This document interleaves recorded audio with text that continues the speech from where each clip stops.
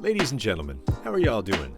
Hope you're all doing good, because I am doing fantastic. I'm not sure what you all were doing Tuesday evening, but I was watching the Warriors-Bucks game on my NBA League Pass. And in the final 4 minutes or so of the game, I was jumping up and down and probably burned 1,000 calories or something. I had some honey Dijon chips on my left side, I had my pet dog on my right side, and of course, I had a lot of beers sitting in the cooler because this was a game I didn't want to miss, and for good reasons.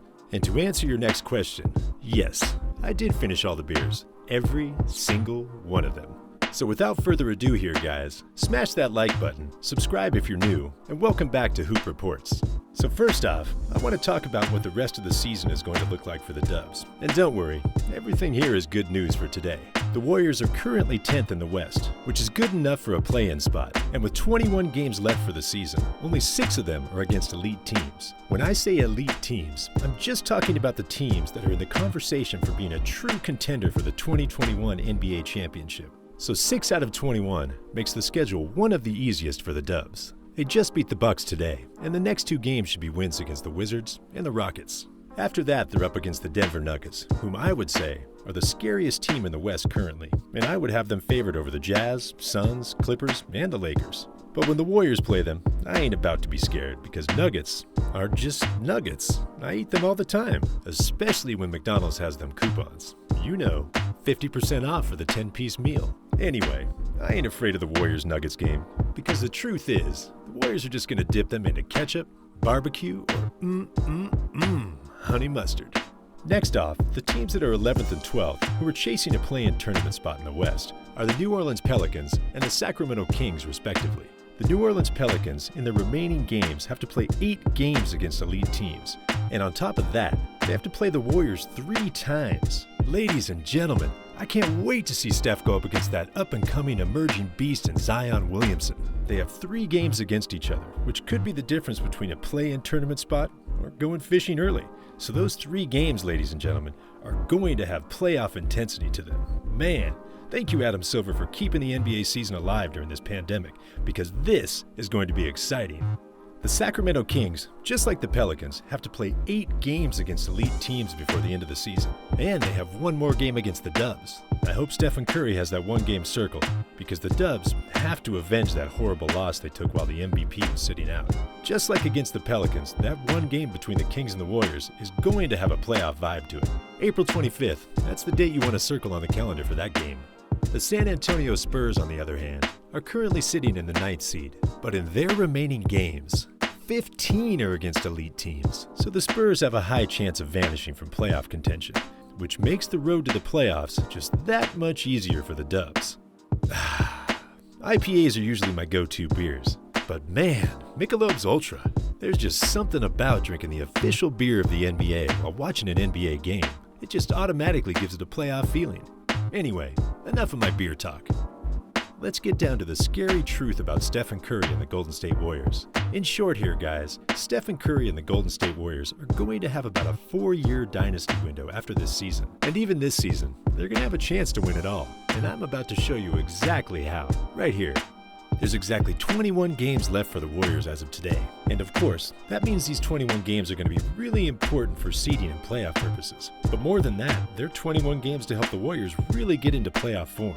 Never underestimate the heart of a champion, and that's what the Warriors have when Steph Curry is active on the roster. A champion. Steph Curry and Steve Kerr understand the importance of these final 21 games, and as champions, they understand what they need to become in order to win it all this year, and they also understand how they need to get there. The truth is, when we compare talent for talent with the Dubs and any elite team this season, it's pretty even. Steph is arguably the most talented player in the entire NBA, and is truly the most valuable player in the league in my books.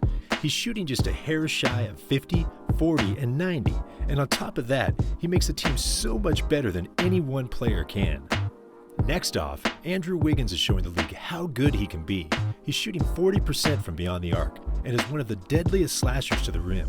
On top of that, he can play lockdown defense with his athleticism and length. He has to be in the conversation for one of the 2 All-NBA defensive teams. Kelly Oubre is one of the most active players in the league. It's very rare to see a player as active as Kelly Oubre.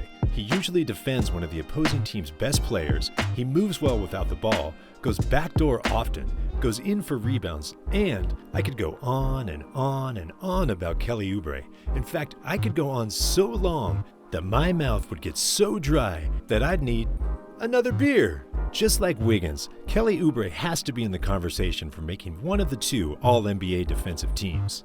Draymond Green is a player who did make All-NBA defensive teams. He even won a Defensive Player of the Year award, and just recently, he went on the news to tell us about how he sees himself as the best defender to ever play the game.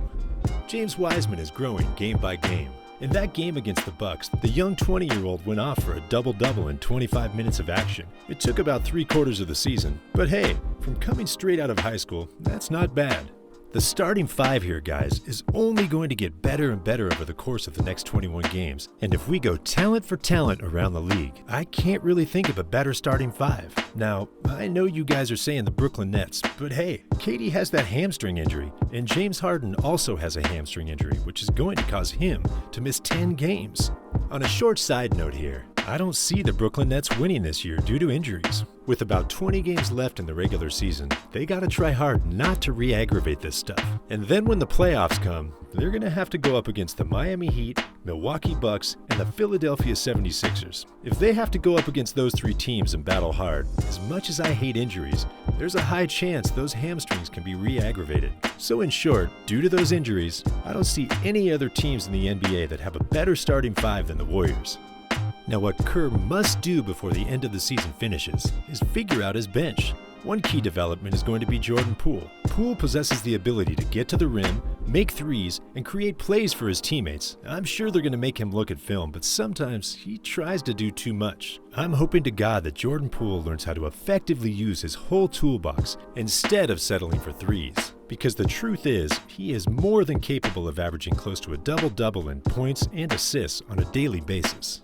Let's take a look at everything here from a bird's-eye perspective and see what the Warriors can be when the playoffs start. The Warriors have an MVP in Steph Curry, a Defensive Player of the Year in Draymond Green, an elite two-way player in Andrew Wiggins, a leopard in Kelly Oubre, who's been getting better and better in every statistical category each and every year, a rookie who should and could be getting a double-double every game in James Wiseman, and another young player in Jordan Poole who has the skills and talent to become a sixth man of the year type of player. This Warriors team is loaded with talent, and the scary truth is, if they just lock in and focus, if they just get a little bit better, then I'm sorry, but they're gonna beat either the Jazz or the Suns in a 7-game series. Some of y'all might think I may have drank a little too much beer and am spewing too much nonsense, but the scary truth is, I haven't drunk enough beer. I should open another one right now. Hold on, give me a sec. That's some good stuff. Beer and basketball, guys. Man, despite the pandemic, life is good, guys. Life is good.